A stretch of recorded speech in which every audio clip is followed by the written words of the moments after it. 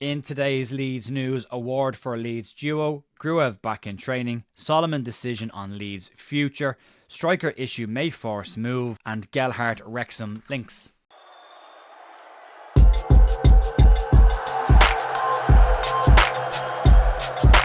Morning folks, welcome back to The View. Friday morning, the 10th of January with your Leeds United news. There will be a warm-up video that goes out tomorrow morning in line with the game against Harrogate Town, and we did a matchday preview with Stats Dalton last night on the channel. You can check that out towards the end. There's a little bit of stuff to get into today, not massive amounts of stuff, but we'll start off with awards for a Leeds United pairing. Daniel Farke has won his first Manager of the Month award this season, picking up the award for the December Manager of the Month. 4 wins and 1 draw in that space of time was enough to give Daniel Farke his 4th overall Manager of the Month award in the 2 seasons he's been at Leeds United. Congratulations to Daniel on a very good December.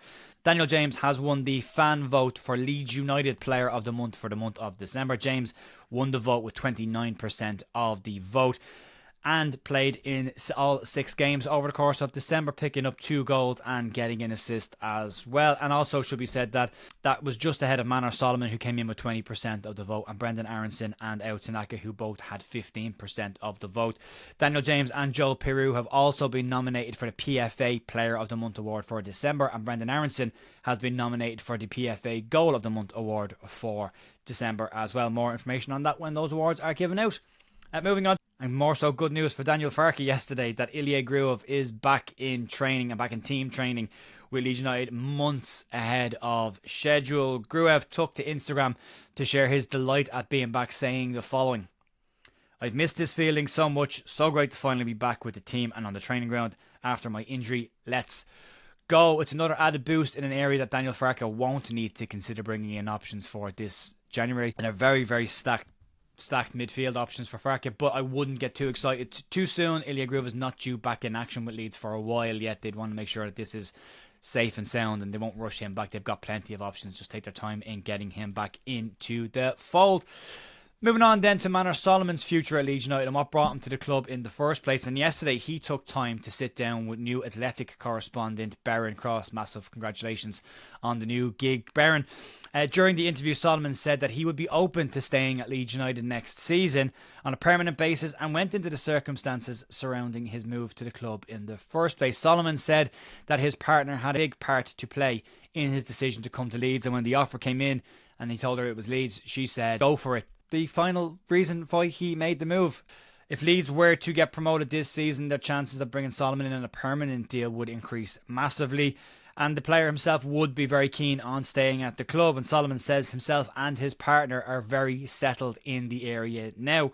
There were some calls from a small portion of the fan base to send Solomon back when he had the injury concerns once he came into the club at the start of the season, but that all appears to have gone away now with the player's form and contribution this season, and he's probably considered now as one of the first choice options along with Daniel James for those 2 wide areas for Leeds starting 11. And speaking on his time and his future with Leeds United, Solomon said the following: "I love it here, I love the fans, I love the club, I love the players, the manager, especially now. I'm really enjoying it and I love living here. Of course it's different to London, there are less things to do and we have less friends, but we found our place here.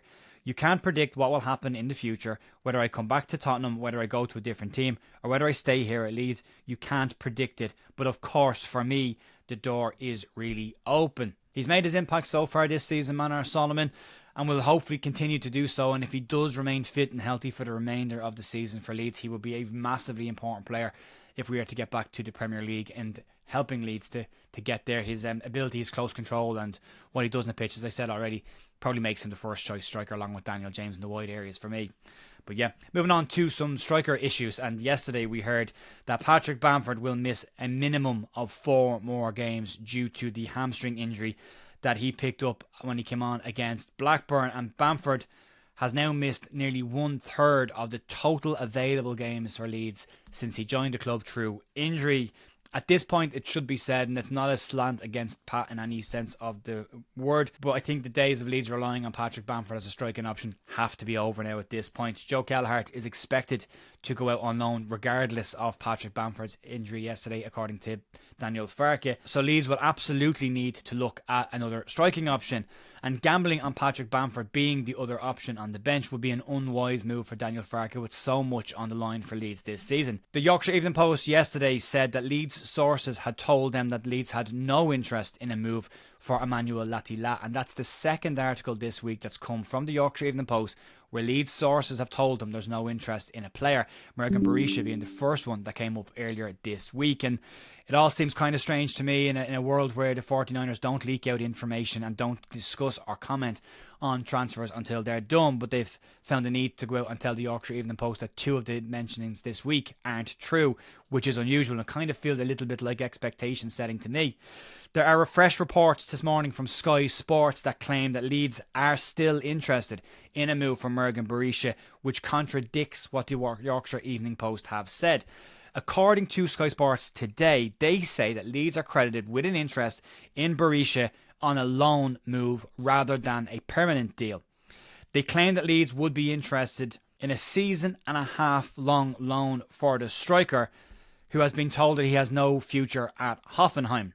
Sky also did comment on the fact that the Yorkshire Evening Post played down claims, and they say that this new update suggests that Leeds are still very much keeping tabs on the situation of the Hoffenheim striker. Ben Heckner from Sky Sports Germany says that Leeds and Werder Bremen are both said to be interested in taking the player on loan this January. A season and a half long loan would bring Berisha to the end of his contract with Hoffenheim and then leave him in a position to make a free move.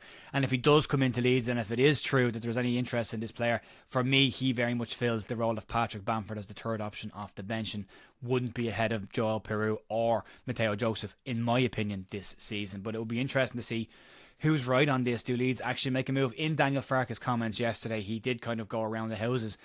But for me, I did pick up a signal that he was interested in two players. He said he will stay awake for one or two positions should the players come available. So for me, they're looking at two, but they're downplaying the whole thing. And we'll have to wait and see how that pans out come the end of the window. And then moving on finally to a player who's had so much rumour about him over the last couple of weeks, and that's Joe Gelhardt. Daniel Farke yesterday said that if Joe Gelhardt wants to go out on loan and get some minutes and back himself and prove himself, he won't stop him. All that Joffy needs to do is come and knock on his door and ask. And until this point, Farke says Joffy has not come and knocked on his door and asked for a move. That hasn't stopped speculation around the future of the young Leeds attacker, with the latest club they mentioned one that wanted Patrick Bamford only a couple of weeks ago. Wrexham are said to be keen on adding firepower to their quest to get promoted out of League One and into the Championship. And Joe Gelhardt, according to the Mirror, is said to be one of the players that they have on their list. Hull City, Plymouth Argyle, Glasgow Rangers and Queen's Park Rangers have all been linked with moves for Joe Gelhardt this month, but no offers have been received by Leeds United yet. Wrexham would give Joe Gelhardt a similar situation to going and playing with Glasgow Rangers. He would have an opportunity to play at the top end of a table with a side that's winning more often than not, and a chance to really showcase what he can do in a successful team, rather than going to a struggling side and having to scrap and fight for anything in the bottom end of a table. So if he can get a move, I think the best moves for him are Wrexham or possibly even a move to Glasgow Rangers. Hull's the obvious easy move for him, but branch out a little bit, test yourself and go and push yourself at the highest levels that you can. I'd love to see him go and get some games there. We'll have to wait and see, folks. There will be a watch along tomorrow over on Big Up. The details will be on the community tab of the channel. You can check that out if you want to, and if you want to get some of this merch, you can check the link out down below for that as well if you want to support the channel that way. And I'll be back tomorrow morning for the warm-up, and then I will be back just before kick-off over on Big Up for Leeds United versus Harrogate in the FA Cup. Have a cracking rest of your day, enjoy your weekend, and fingers crossed for a win tomorrow and progression to the next round of the Cup. I'll talk to you soon. See ya, bye.